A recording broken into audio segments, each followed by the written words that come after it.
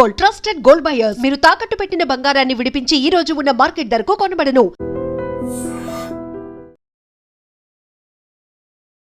Breaking న్యూస్కి సంబంధించినటువంటి వార్త చూస్తున్నాం. విమాన ప్రమాదంలో మహారాష్ట్ర డిప్యూటీ సీఎం అజిత్ పవార్ ఈరోజు ఉదయం మరణించారు. మహారాష్ట్ర రాజకీయాల్లో ఒక షాకింగ్ ఘటన చోటు చేసుకుంది. ప్రస్తుత ఉప ముఖ్యమంత్రిగా ఉన్నటువంటి అజిత్ అనంతరావు పవార్ ఇవాళ పూణేలో చార్టెడ్ విమానం కూలిపోవడంతో మృతి చెందారు. ఈ విషయాన్ని అధికారికంగా కూడా అనౌన్స్ చేశారు.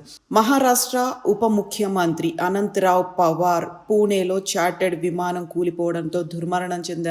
ఈ ఘటనలో ఆయనతో పాటు విమానంలో ఉన్నటువంటి మరో 6 కూడా ప్రాణాలు కోల్పోయినట్టుగా తెలుస్తోంది. ముంబై నుంచి బారామతి వెళ్తున్నటువంటి ఈ ప్రైవేట్ ఎయిర్ క్రాఫ్ట్ ఉదయం 8:45 క్రాష్ అయినట్టుగా అధికారిక వర్గాలైతే వెల్లడిస్తున్నాయి. అజిత్ పవార్ నేషనలిస్ట్ కాంగ్రెస్ పార్టీ ఎన్సీపీకి అధ్యక్షులుగా ఉన్నారు. మహారాష్ట్రలో అత్యధిక కాలం ఉప ముఖ్యమంత్రిగా పనిచేసినటువంటి నాయకుడు అజిత్ పవారే. 2024 డిసెంబర్ 5 నుంచి దేవేంద్ర ఫడ్నవీస్ ముఖ్యమంత్రిగా ఉన్నటువంటి మహాయుతి ప్రభుత్వంలో ఏక్నాథ్ షిండేతో కలిసి డిప్యూటీ సీఎంగా ఆయన పనిచేస్తున్నారు.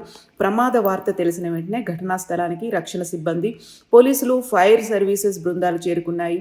మహారాష్ట్ర డిప్యూటీ సీఎం పవార్ విమాన ప్రమాదంలో చనిపోయారన్న వార్త తెలిసిన వెంటనే ముఖ్యమంత్రి దేవేంద్ర ఫడ్నవీస్, మరో ఉప ముఖ్యమంత్రి ఏక్నాథ్ షిండే, ఇతర నాయకులు, మంత్రివర్గం దిగ్భ్రాంతి వ్యక్తం చేశారు. ప్రభుత్వం, ప్రతిపక్షాలు ఈ దుర్ఘటనపై ఆవేదనను, దిగ్భ్రాంతిని వ్యక్తం చేస్తున్నాయి. ప్రజలు పెద్ద ఎత్తున ఘటనా స్థలానికి చేరుకున్నారు.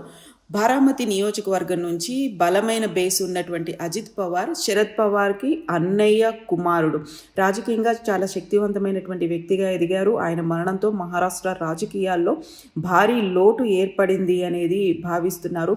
ఇన్ని దాదాగా పిలుస్తూ ఉంటారు. మహారాష్ట్ర రాజకీయాల్లో దాదాగా పేర్పడినటువంటి మామ శరద్ పవార్ నుంచి రాజకీయంగా మెలకువలు నేర్చుకున్నారు. మహారాష్ట్ర రాజకీయాల్లో అతి కీలకంగా ఉన్నారు. డిప్యూటీ సీఎంగా సుదీర్ఘకాలం పనిచేసినటువంటి దాదా ఇలా నిష్క్రమించడము అనేది కోలుకోలేని దెబ్బగా భావిస్తున్నారు.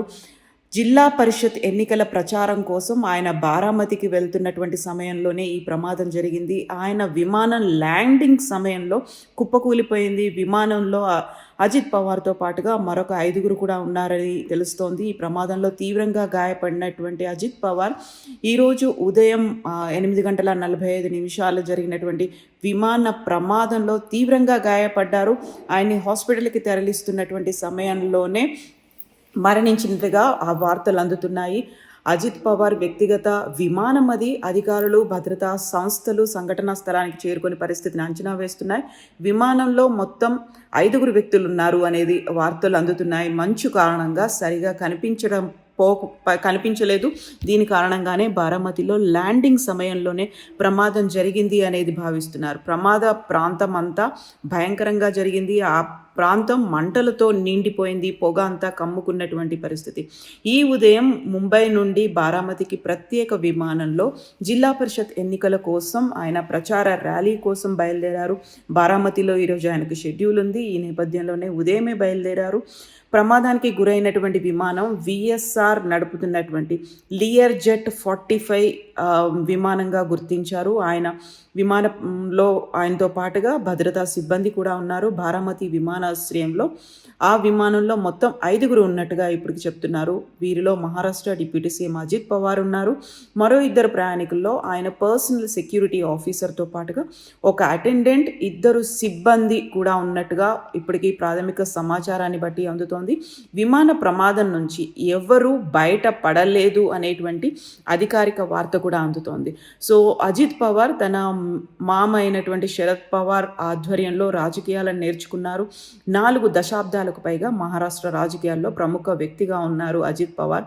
ఆయన రాష్ట్రానికి 8వ ఉప ముఖ్యమంత్రిగా పనిచేశారు. వివిధ ప్రభుత్వాల్లో మంత్రిగా కూడా పనిచేశారు.